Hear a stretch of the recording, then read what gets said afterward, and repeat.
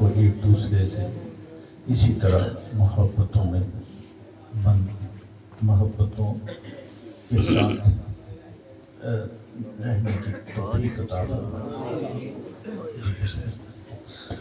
الحمدللہ رب العالمین والصلاة والسلام علی سید الانبیاء والمرسلین، اما بعد فاعوذ باللہ من الشیطان الرجیم، بسم اللہ الرحمن الرحیم۔ قال اللہ تبارک و تعالی فی کلامہ المجید، لقد خلقنا الانسان فی احسن تقویم، صدق اللہ العظیم۔ ان اللہ وملائکتہ یصلون علی النبی، یا ایھا الذین آمنوا صلوا علیہ وسلموا تسلیما۔ درود شریف پڑھیے۔ الصلاۃ والسلام علیک یا سیدی یا رسول اللہ، وعلی آلک واصحابک یا سیدی یا حبیب اللہ۔ الصلاۃ والسلام علیک یا سیدی یا رحمۃ للعالمین، وعلی آلک واصحابک یا سیدی یا خاتم النبیین۔ اللہ کی سرتابہ قدم شان ہے یہ، اللہ کی سرتابہ قدم شان ہے یہ، انسان نہیں انسان وہ انسان ہے یہ۔ قرآن تو ایمان بتاتا ہے انہیں، ایمان یہ کہتا ہے میری جان ہے۔ خالق کائنات نے ارشاد فرمایا، لقد خلقنا الانسان فی احسن تقویم، ہم نے انسان کو خوبصورت پیدا فرمایا۔ نفرت انسان سے نہیں ہوتی، انسان کی کرتوتوں سے ہوتی ہے۔ اس سے پہلے خالق کائنات نے انجیر کی اور زیتون کی قسم ارشاد فرمائی، والتین والزیتون، مجھے قسم ہے انجیر کی اور زیتون کی۔ سوال یہ ہوتا ہے کہ زیتون اور انجیر کی قسم ارشاد فرمانے کا مقصد کیا تھا؟ فرمایا اس لیے کہ یہ دونوں چیزیں میرے محبوب کو پسند ہیں، لہذا ان کی قسمیں میں ارشاد فرما رہا ہوں۔ پھر فرمایا لقد خلقنا الانسان فی احسن تقویم، ہم نے انسان کو خوبصورت پیدا فرمایا۔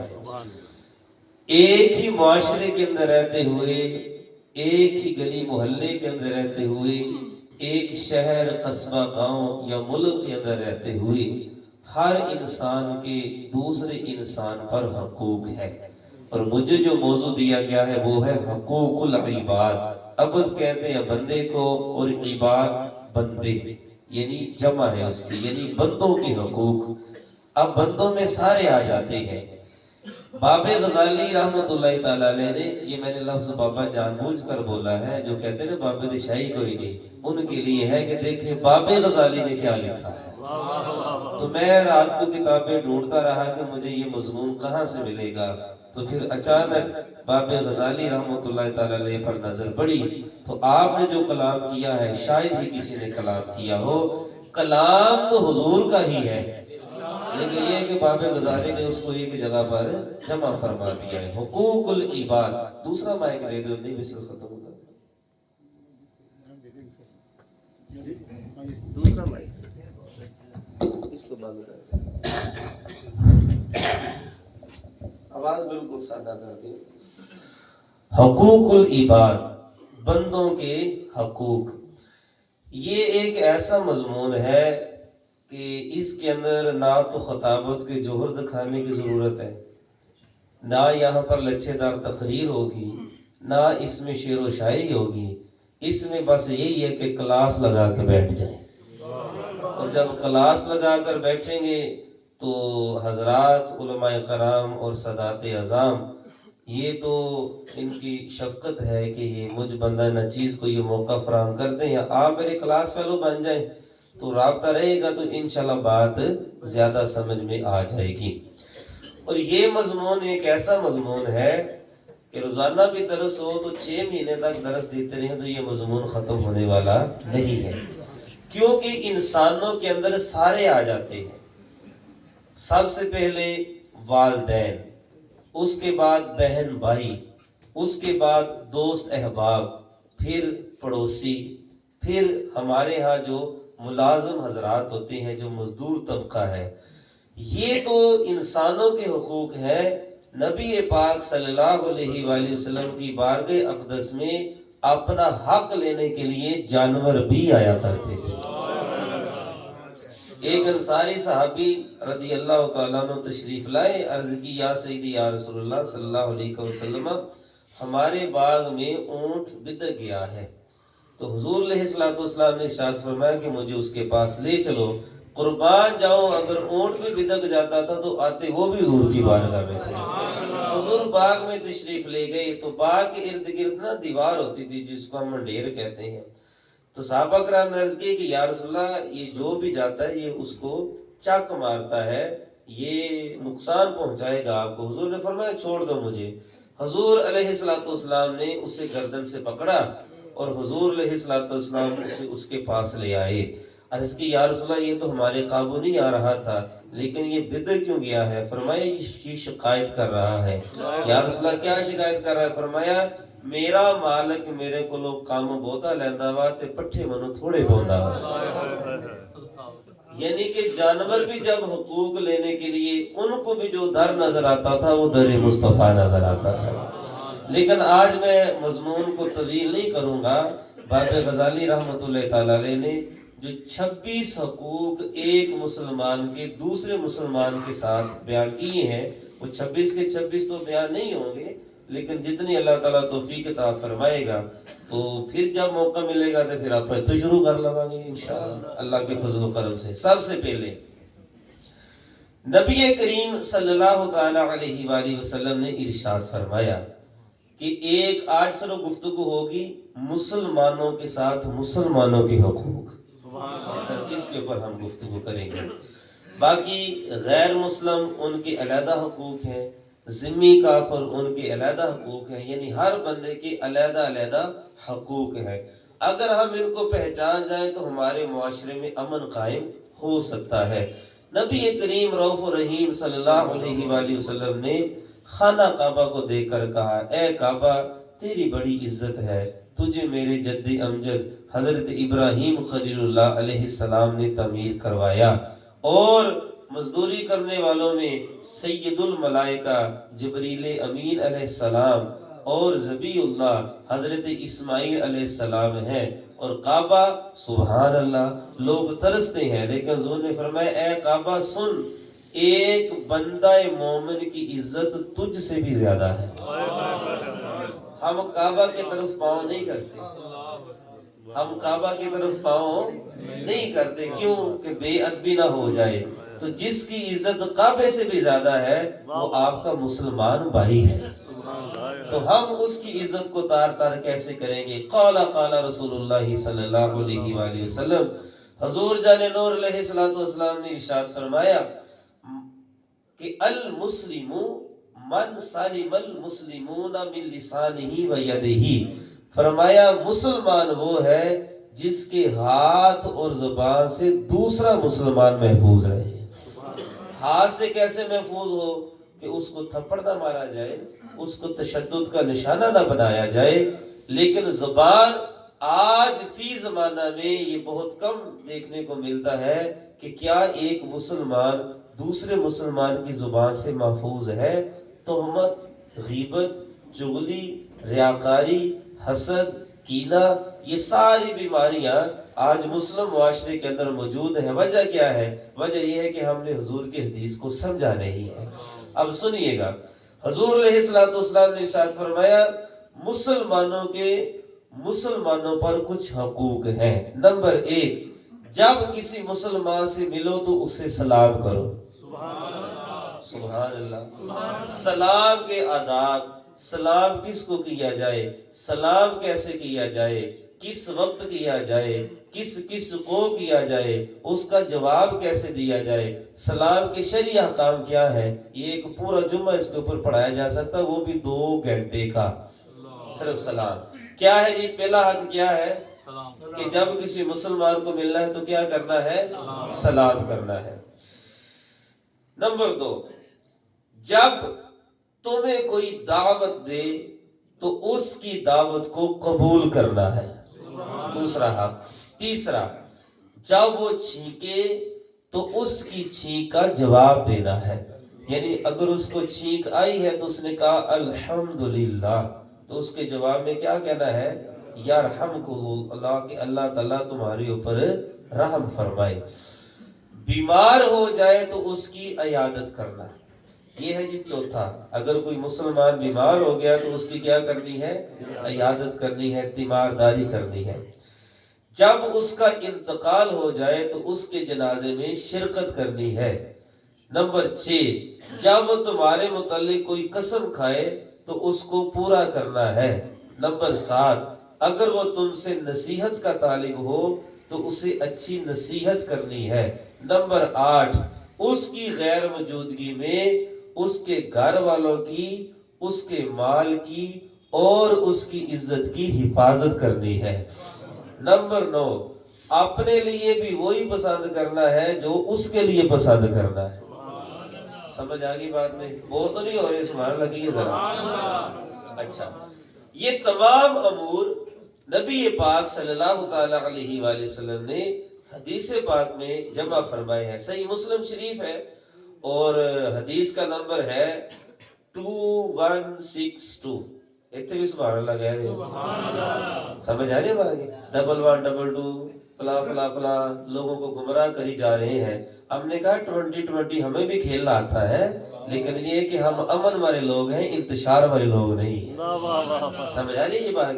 حدیث کا نمبر صحیح بتا کر آگے مضمون کو بدل دینا، اور پھر حضور کی محبت، حضور کی آل کی محبت، حضور کے صحاب کی محبت سے لوگوں کو دور کر دینا، یہ کون سا علم ہوا؟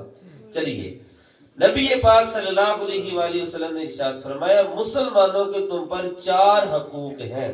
نمبر 1، نیکی کرنے والے کی مدد کرو۔ نمبر 2، گناہ کرنے والوں کے لیے بخشش طلب کرو۔ اور نمبر 3، رخصت ہونے والوں کے لیے دعا کرو۔ اور نمبر 4، توبہ کرنے والوں کو محبوب رکھو۔ اب اس کی تفصیل کے اندر جائیں گے تو اس کے لیے کافی وقت لگے گا۔ رحماء بینہم، فرمایا رحماء بینہم یعنی آپس میں محبت کیا ہے، اور پارہ نمبر 26 ہے، سورۃ الفتح ہے، تو اس کے اندر فرمایا محمد الرسول اللہ، محمد اللہ کے کیا ہے؟ رسول ہے۔ والذین معہ، اور جو ان کے ساتھ ہیں، کیا ہے؟ اشداء علی الکفار، کافروں پر بڑے سخت ہیں، رحماء بینہم، آپس میں بڑے نرم دل ہیں۔ اب اس کی تفسیر کے اندر فرمایا گیا کہ نیک لوگ گناہ گاروں کے لیے دعا کریں اور گناہ گار نیک لوگوں کے لیے دعا کریں، یہ ہے رحماء بینہم۔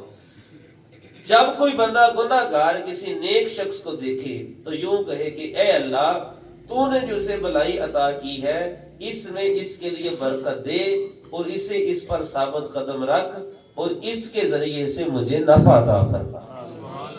باتیں آ رہی نہیں سمجھ میں؟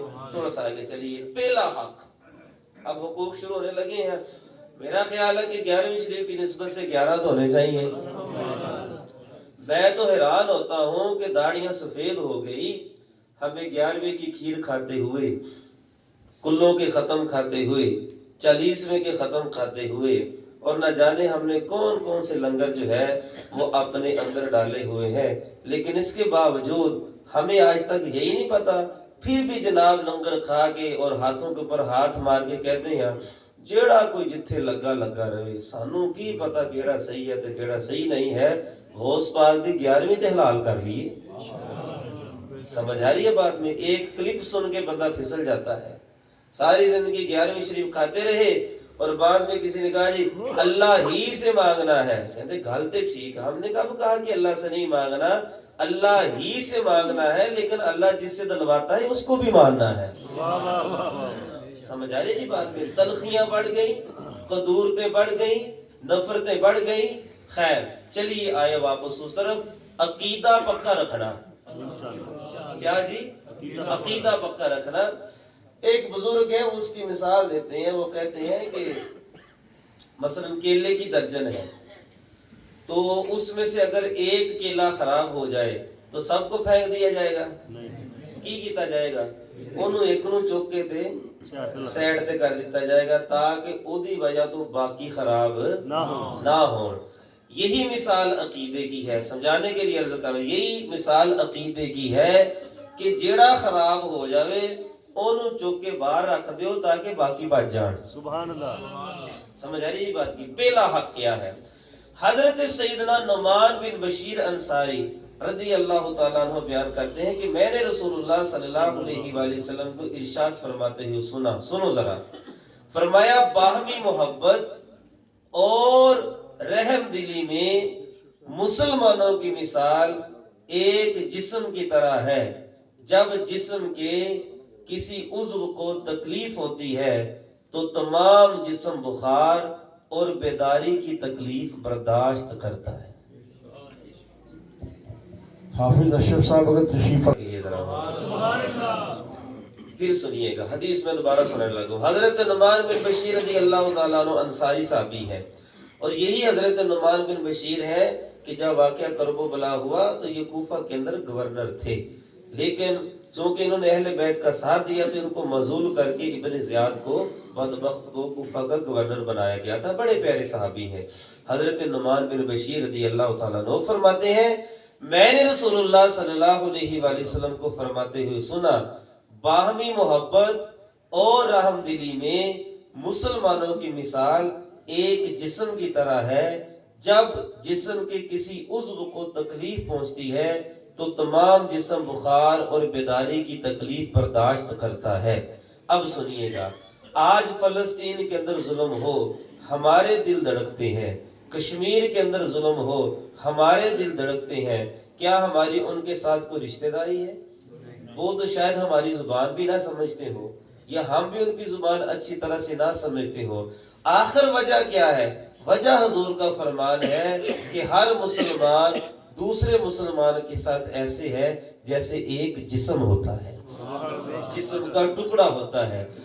اگر کسی مسلمان کو تکلیف میں دے کر تجھے خوشی ہوتی ہے تو اپنے اندر ایمان تلاش کر، کیونکہ ایمان تیرے اندر سے نکل گیا ہے. مسلمان کی شان یہ ہے کہ وہ کسی مسلمان کو تکلیف میں نہیں دیکھ سکتا. نعرہ تکبیر، نعرہ رسالت، نعرہ حیدری، نعرہ تحقیق، نعرہ غوثیہ.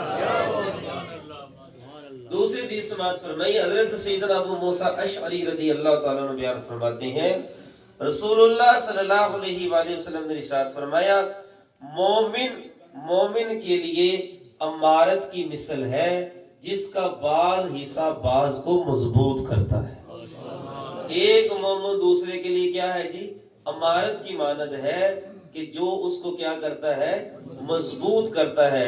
یہاں سے پتہ چلا ہمیں مضبوط کسی کافر نے نہیں کرنا، ہمیں مضبوط کسی کافر نے نہیں کرنا، ہمیں مضبوط اپنوں نے ہی کرنا ہے.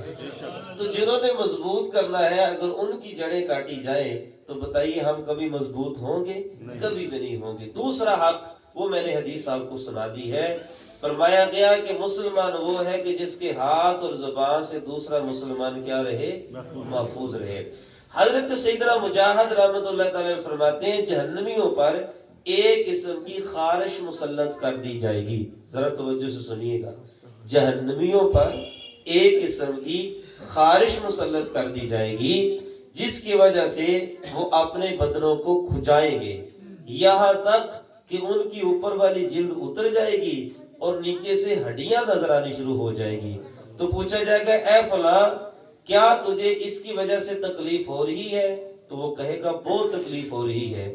فرمایا کہ سن یہ اس کا بدلہ ہے جو تم نے کسی مسلمان کو تکلیف پہنچائی تھی. جہنم میں ہوگے ہڈیاں الگ ہو جائیں گی خارش کی وجہ سے.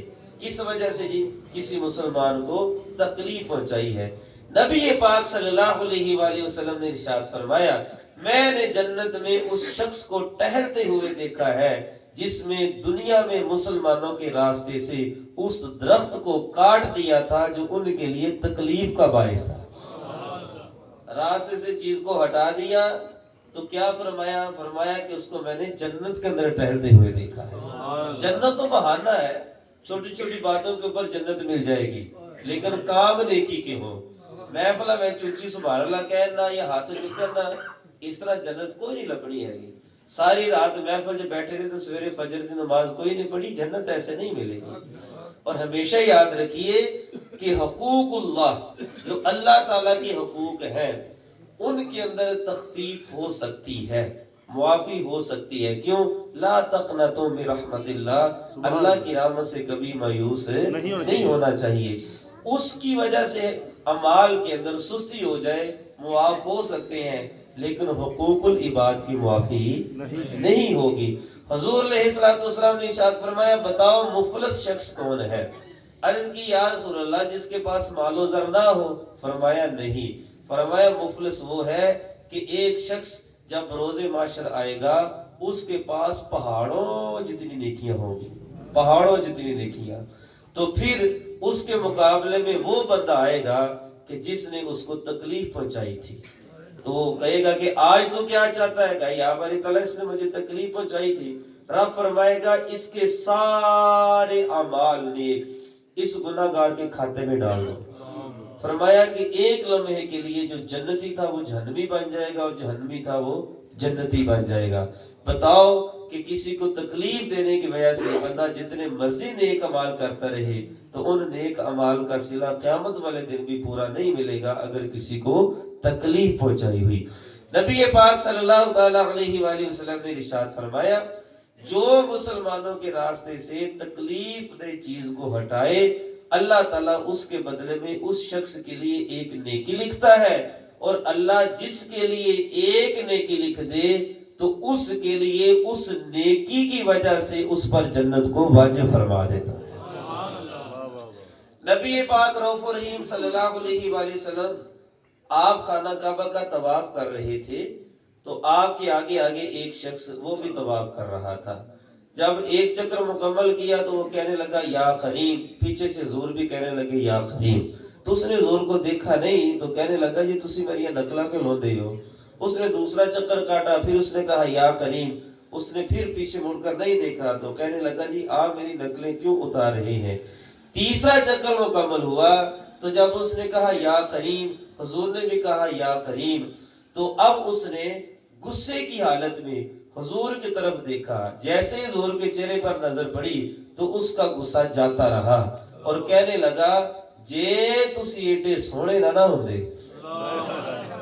تے میں تہاڈی شکایت اپنے نبی دے نال کرنی سی۔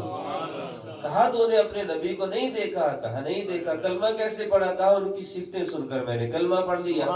اتنے میں جبریل امین حاضر ہوئے، آ کر عرض کرنے لگے یا رسول اللہ رب کہتا ہے کہ میں اس سے حساب لوں گا۔ کہنے لگا مجھ سے کون سا حساب لے گا رب؟ فرمایا وہ رب ہے، حساب لے سکتا ہے۔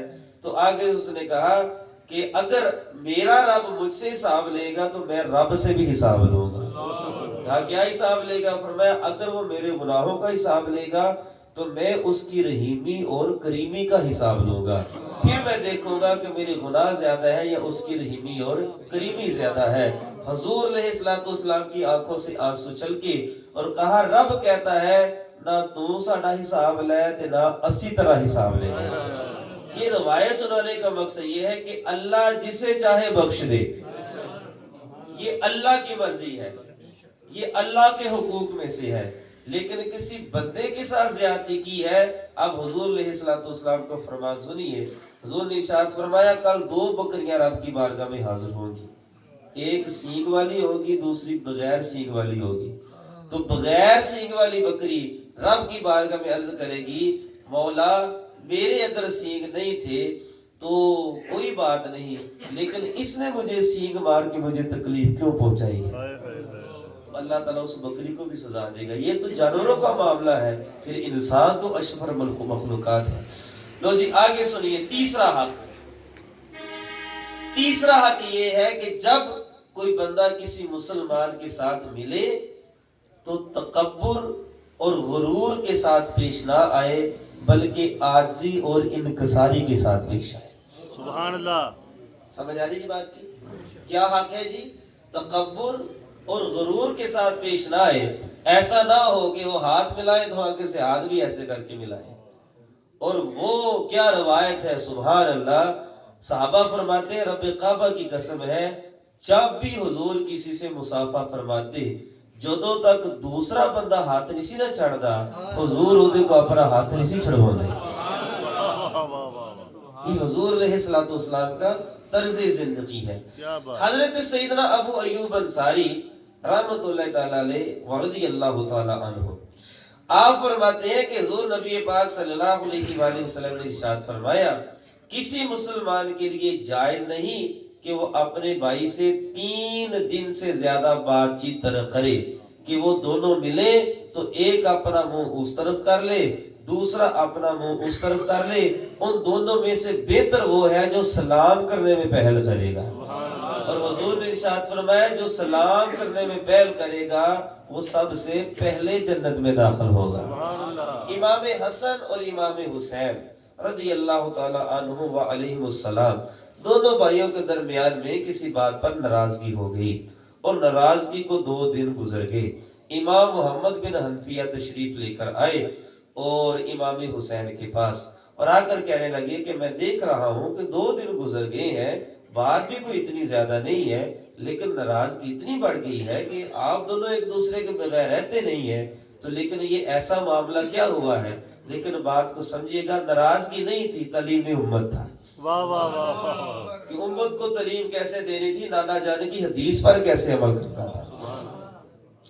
کہا کہ کیا حضور نے یہ ارشاد نہیں فرمایا آپ کے نانا جان نے کہ جو سلام میں پہل کرے گا وہ جنت میں پہلے داخل ہوگا.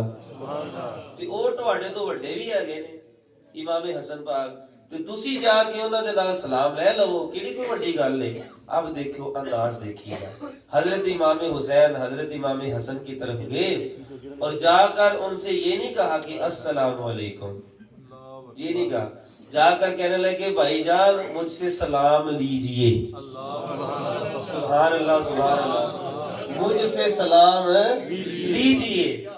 کہا جی انہوں نے سلام لی تو کہا کہ اے حسین تو بھی تو مجھ سے سلام لے سکتا تھا لیکن تو نے یہ کیوں کہا کہ آپ بھی مجھ سے سلام لیجئے. فرمایا کیونکہ نانا جان نے فرمایا ہے جو سلام میں پہل کرے گا وہ جنت میں پہلے داخل ہوگا. میں چاہتا ہوں کہ آپ جنت میں مجھ سے پہلے داخل ہو حالانکہ جنتی نوجوانوں کے سردار ہیں. یہ کیا ہے تعلیم امت. اچھا فرمایا گیا کہ کسی مسلمان کے لیے جائز نہیں ہے کہ وہ 3 دن تک اپنے بھائی سے ناراضگی اختیار کرے. تو یہاں پر چھوٹی چھوٹی باتوں کی وجہ سے بھائی آپس میں نہیں بولتے ہیں اور حیرانگی مجھے اس بات کے اوپر ہوتی ہے کہ ایک ہی چھت کے نیچے رہنے والے ایک ہی ماں باپ کی اولاد ان پارٹیوں کی وجہ سے ایک دوسرے سے ناراض ہوتے ہیں. وہ اس کے لیڈر کو برا کہتا ہے وہ اس کے لیڈر کو برا کہتا ہے اور گھروں کے اندر ناچاکیاں بڑھ جاتی ہیں اور بات لڑائی جھگڑے تک آ جاتی ہے. کاش کہ ہم نے ان لیڈروں کی بجائے حضرت ابوبکر صدیق کو اپنا لیڈر مانا ہوتا تاکہ گھر کے اندر کم از کم سکون تو ہوتا گھر کے اندر رنجشیں تو ختم ہوتی. لو جی آگے چلیے. 5واں حق کیا ہے کہ جس مسلمان کے ساتھ جان پہچان ہے تو اس کے ساتھ ناراضگی ہو جائے تو 3 دن سے زیادہ بول چال ترک نہ کرے. 3 دن جب آ جائے تو سلام میں پہل کر لے تاکہ وہ پہلے جنت میں داخل ہو جائے. محبت سے کہیے ذرا سبحان اللہ. 6واں حق 5 پاک کی نسبت سے 5 ہو گئے. 6واں حق فرمایا جس قدر ممکن ہو ہر مسلمان کے ساتھ اچھا سلوک کرے خواہ وہ حسن سلوک کا مستحق ہو یا مستحق نہ ہو. حضرت سیدنا سجاد امام زین العابدین رضی اللہ تعالیٰ عنہ سے مروی ہے کہ نبیوں کے سلطان صلی اللہ علیہ وآلہ وسلم نے ارشاد فرمایا اہل اور نا اہل کے ساتھ اچھا سلوک کرو. اگر تم اہل تک پہنچ گئے تو وہ اس کا مستحق ہے اور اگر تم اہل تک نہ پہنچے تو تم اس کے اہل تھے کہ تو اس کے ساتھ کیا کرے اچھا سلوک کرے. اچھا چلیے میں تھوڑی سی بات کو آگے بڑھاتا ہوں.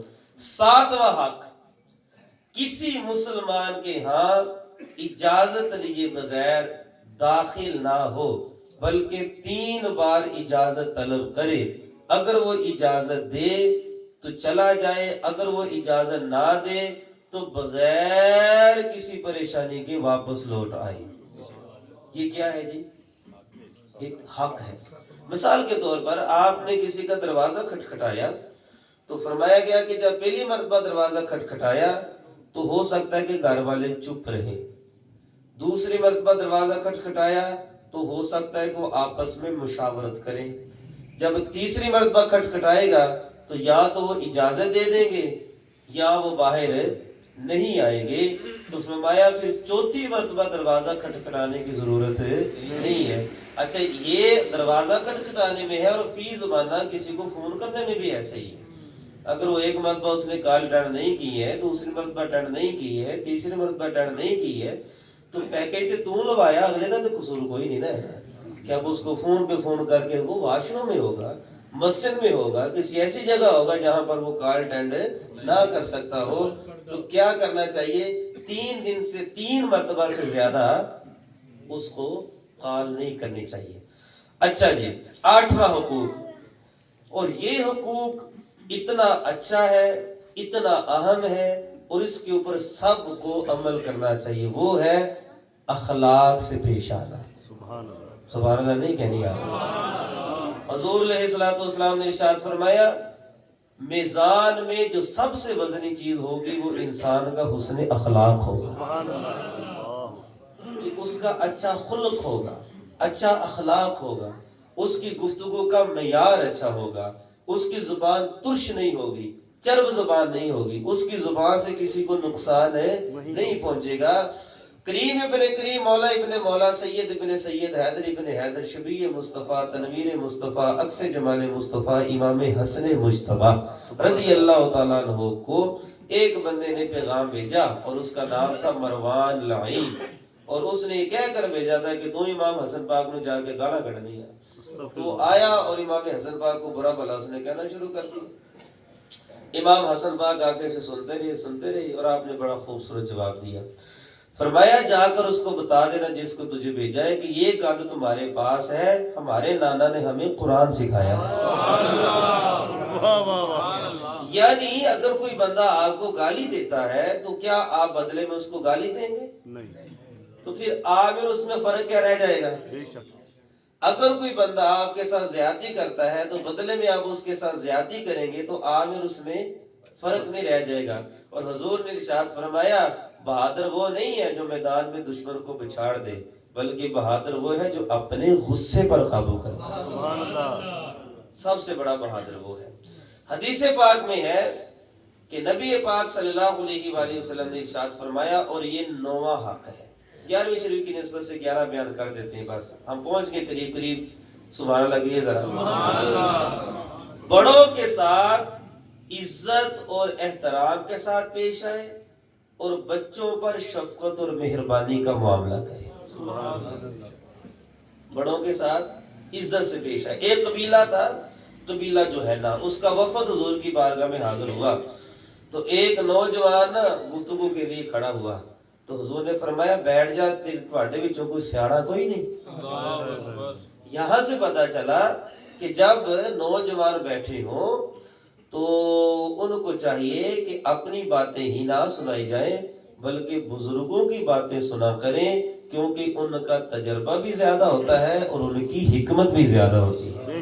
اور یہ تعلیم ہمیں حضور علیہ السلام نے ارشاد فرمائی۔ حدیث پاک میں ہے جو نوجوان بوڑھے آدمی کی عزت کرتا ہے اللہ اس کے بڑھاپے میں اس کی عزت کے لیے کسی کو مقرر فرما دیتا ہے۔ جدو وہ بڑھا ہوئے گا تو اللہ تعالیٰ انہوں کسی نے مقرر فرما دے گا۔ اچھا یہاں پر ایک بات سنیے، یہاں سے یہ بھی پتا چلا کہ اگر کوئی نوجوان کسی بوڑھے کی عزت کرتا ہے، اگر نوجوان کسی بوڑھے کی عزت کرتا ہے، شاہ صاحب اگر نوجوان کسی بوڑھے کی عزت کرتا ہے تو یہاں پر 2 چیزیں ہیں۔ ایک تو یہ فرمایا گیا کہ اس کی عمر لمبی ہوگی۔ سبحان اللہ۔ عمر لمبی کیسے ہوگی؟ حضور نے فرمایا بڑھاپے میں اس کی کوئی عزت کرے گا، یعنی حضور جانتے ہیں کہ جے انہیں بابے دی عزت کی تھی تے اللہ انہوں بابا بڑھائے گا۔ تبھی جا کر اس کو عزت ملے گی نا. اچھا اس حدیث میں لمبی عمر کی بشارت ہے. اس سے معلوم ہوا کہ بوڑھوں کی عزت کرنے والے کو اللہ تعالیٰ توفیق عطا فرما دیتا ہے. سبحان اللہ. اچھا آگے بچوں کے ساتھ شفقت. نبی پاک صلی اللہ تعالیٰ علیہ وآلہ وسلم جب سفر سے واپس آتے تو اپنی سواری پر کسی کو آگے بٹھا لیتے, کسی کو پیچھے بٹھا لیتے. سبحان اللہ. اچھا پھر وہ جدوں بچے آپس ملتے نا تے آپس کہتے مینوں حضور نے اگے بٹھایا سی تے تینوں پیچھے بٹھایا سی. اچھا وہ پھر حضور کی بارگاہ میں آتے, یا رسول اللہ تسی انہوں اگے بٹھایا تے مینوں اگے کیوں نہیں بٹھایا؟ حضور فرماتے چل تم ہی اگے آ کے بیٹھ. یہ امام حسن کی بات نہیں ہو رہی, امام حسین کی بات نہیں ہو رہی, مدینہ پاک کے اندر رہنے والے حضور کے غلاموں کے شہزادوں کی باتیں ہو رہی ہیں. یہ مسجد کے اندر بڑا عجیب و غریب سا معاملہ پیش آتا ہے. ذرا سا بچہ شرارت کرتے تھے, جناب لالا لالا بچے نہ ہوں انہوں باہر کر دیو. میں اس چیز کے بہت خلاف ہوں. واہ واہ واہ واہ. بچوں کو کچھ نہیں کہنا چاہیے. اے جی شرارتاں کرتے ہیں تو پھر انہوں نے بچہ کون آکھے؟ واہ واہ واہ. تسی بڑے ہو گئے, تسی شرارتاں کیوں نہیں کرتے؟ کہنے اسی بڑے ہو گئے, وہ تو بچے ہیں. کیا بات تو ہے. بچوں کو مارنا پیٹنا اور ان کو مسجد سے باہر نکالنا یہ کسی طریقے سے جائز نہیں ہے. حضور نے کبھی بھی منع نہیں فرمایا. ہاں جو حدیث پاک ہے کہ مسجد کو بچوں اور پاگلوں سے محفوظ رکھو, تو اس میں یہ ہے کہ وہ جو نابالغ بچے ہوتے ہیں جن کو جو ہے وہ پتہ نہیں ہوتا ہے کہ وہ وہاں پر کوئی گند وغیرہ ڈال دیں گے, ان کو منع فرمایا گیا ہے. لیکن ایک بچہ جو ہے وہ اس کو پتہ ہے پاکی نہ پاکی کا, تو اگر وہ آتا ہے, اگر وہ شرارت کرتا ہے تو اس کو پیار سے سمجھانا چاہیے, اس کو مسجد کے آداب بتانے چاہیے, نہ کہ اس کو مارنا پیٹنا چاہیے. اچھا آگے سنیے. چھوٹے بچوں کو بارگاہ رسالت میں لایا جاتا اور عرض کی جاتی یا رسول اللہ انہاں واسطے دعا کرو, تو حضور علیہ السلام ان کو پکڑ کر اپنی گود میں بٹھا لیتے. اب میرے پاس الفاظ نہیں ہے, میں کن الفاظ میں آگے والی باتیں بیان کروں. حضور ان کو گود میں بٹھا لیتے اور بعض اوقات بچے حضور پر پیشاب بھی کر دیتے, تو حضور کے چہرے کے اوپر کبھی ناخوشگواری نہ آتی. حضور علیہ السلام اس کے لیے دعا کرتے. جب وہ چلے جاتے تو حضور کپڑے کو دھو لیا کرتے. اپنے دا پیشاب برداشت ہو جاتا, کسیاں دا برداشت نہیں ہوتا. جو کسوں کو بھی برداشت کرے اسی کو تو حضور کہتے ہیں صلی اللہ علیہ وآلہ وسلم. خندہ پیشانی اور نرمی کی فضیلت, یہ آ گیا 10واں حقوق. یعنی جب بھی کسی سے ملنا ہے تو اس کو اچھے انداز سے ملنا ہے. اور اس کا فائدہ کیا ہوگا؟ حضور نے ارشاد فرمایا نرم زبان, نرم طبیعت اور درگزر کرنے والے اور ملنسار پر اللہ تعالیٰ نے جہنم کی آگ کو حرام فرما دی. سبحان. جو کسی سے خندہ پیشانی سے ملے. ایک شخص نے بارگاہ رسالت میں عرض کی یا رسول اللہ مجھے ایسے عمل کی تعلیم دیجئے کہ میں جنت میں داخل ہو جاؤں. فرمایا اپنا بولنا چالنا ٹھیک کر, جب بھی لوگوں سے گفتگو کر اچھا کلام کر. اچھا ایک بندے نو بولا تو پتہ نہیں نہ ہوندا تے ساڈے لوگ کہہ دیندے زبان دا ہی کوڑا ہے دل دا تے بہت چنگا ہے. میں نے کہا یہ آپ نے کہاں سے کہہ لیا؟ زبان دا کوڑا ہے دل دا بہت چنگا ہے. اور جناب حضور کی ذات کو دیکھیے, زبان بھی خوبصورت دل بھی خوبصورت. جس کی زبان میں بولنا ہی گاندہ ہے, جس کی زبان سے نکلنی ہی گالی, وہ دل کا کیسے اچھا ہو سکتا ہے؟ کیونکہ سارا خیال تو دل میں پیدا ہوتا ہے اور پھر وہاں پر دماغ میں آتا ہے, دماغ سے زبان پر آتا ہے. تو اگر اس کی زبان ہی ٹھیک نہیں ہے, حضور نے کیوں ارشاد فرمایا تم مجھے 2 چیزوں کی گارنٹی دے دو میں تمہیں جنت کی بشارت دے دیتا ہوں. اور ان میں سے ایک زبان کے متعلق فرمایا جو تیرے 2 جبڑوں کے درمیان میں, جو تیری 2 ٹانگوں کے درمیان میں ہے. فرمایا کہ اس کی تو مجھے ضمانت دے دے میں تجھے جنت کی ضمانت دے دیتا ہوں. حضرت سیدنا معاذ بن جبل رضی اللہ تعالیٰ عنہ فرماتے ہیں, حضرت سیدنا معاذ بن جبل رضی اللہ تعالیٰ عنہ وہ صحابی ہیں کہ اکثر حضور کے ساتھ سواری پر سوار ہوتے اور کہتے ہیں کہ انداز یہ ہوتا ہے کہ میرا سینہ اور حضور کی پشت جوڑ رہے ہوتے اور میں نے اپنا رخسار حضور کے کندھوں پر رکھا ہوتا تھوڑی, تو کہندے کہ میریاں گلاں دے نال حضور دی داڑھی دی چبھن میں محسوس کرتا ہوں. کیسی وہ قربت ہوگی. وہ سنیے کہتے ہیں کہ پیارے مصطفیٰ صلی اللہ علیہ وآلہ وسلم نے مجھ سے ارشاد فرمایا میں تمہیں اللہ سے ڈرنے، سچی بات کرنے، عہد پورا کرنے، امانتوں کو ادا کرنے، خیانت کو ترک کرنے، پڑوسی کی حفاظت کرنے، یتیم پر رحم کرنے، نرم گفتگو کرنے، سلام کو عام کرنے اور عاجزی اختیار کرنے کی وصیت کرتا ہوں. لو جی 11ویں شریف کی نسبت سے 11واں حقوق اور آخری حقوق. ذرا سبحان اللہ کہہ کے ذرا اچھا جنیاں گلاں ہوئی عمل کرو گے نا، اس کو عملی زندگی میں لے کر آئیں گے نا تو مزہ تھا. 11واں حقوق فرمایا جب کوئی مسلمان کسی مجلس میں آئے تو اس کے لیے جگہ کو کشادہ کرنا. سبحان اللہ. مثلا ایک بندہ آیا ہے محفل پاک میں، اب جگہ نہیں ہے تو ساتھ والے ساتھی کی چاہیے کہ وہ تھوڑا سا سرک جائے، چوکڑی ماری یا تو دو زنوں ہو کے بیٹھ جائے. اور حضور علیہ الصلوۃ والسلام لوگوں کے منصب کے مطابق ان کو عزت عطا فرماتے تھے. سبحان اللہ کہیے. لوگوں کے منصب کے مطابق ان کو عزت عطا فرماتے تھے. میں نے جو 2-4 لفظ پڑھے ہیں کتابوں کے اندر، میں نے یہ کہیں نہیں پڑھا ہے کہ سوائے جمعہ کے خطبہ میں یا جب حضور نے کبھی واعظ و نصیحت کرنی ہو اس وقت حضور منبر پر جلوہ فرما ہوتے تھے، ورنہ حضور علیہ الصلوۃ والسلام صحابہ کے درمیان میں ہی بیٹھتے تھے. اور حضور نے ارشاد فرمایا اگر کوئی شخص اپنے مسلمان بھائی کے لیے جگہ کو کشادہ کرتا ہے، فرمایا اللہ تعالیٰ اس پر جنت کو واجب فرما دے گا. آخری روایت سنیے گا اور اپنے ایمان کو تازہ کیجئے گا. تو اے میں 3-4 باری پڑھی تو میں کنی دیر ہوندا رہا تے اب وہ کبھی کیفیت بنتی ہے. آخری روایت سنیے اور ہماری تقریر کا اختتام. ایک مرتبہ حضور صلی اللہ علیہ وآلہ وسلم اپنے ایک حجرے میں تشریف فرما تھے کہ صحابہ کرام خدمت اقدس میں حاضر ہوئے، حتیٰ کہ حجرہ مبارکہ بھر گیا اور اس میں گنجائش باقی نہ رہی. اتنے میں ایک صحابی ہیں سیدنا جریر بن عبداللہ باجالی، ان کا نام ہے رضی اللہ تعالی عنہ. وہ تشریف لائے تو اندر جگہ نہ ہونے کی وجہ سے دروازے پر ہی بیٹھ گئے. سبحان اللہ. کہاں بیٹھ گئے؟ دروازے پر بیٹھ گئے. اب میرے پاس وہ لفظ نہیں ہے کہ میں آگے آپ کو کیسے بیان فرماؤں. حضور علیہ الصلوۃ والسلام نے آپ گفتگو فرما رہے تھے، گفتگو کو روکا نہیں. حضور علیہ الصلوۃ والسلام نے اپنی چادر مبارک لی اور اس کی طرف پھینک دی. سبحان اللہ نہیں آپ نے اپنی چادر مبارک لی اور اس کی طرف پھینک دی اور اس کو کہا، تقریر کو دوران فرمایا اس پر بیٹھ جاؤ.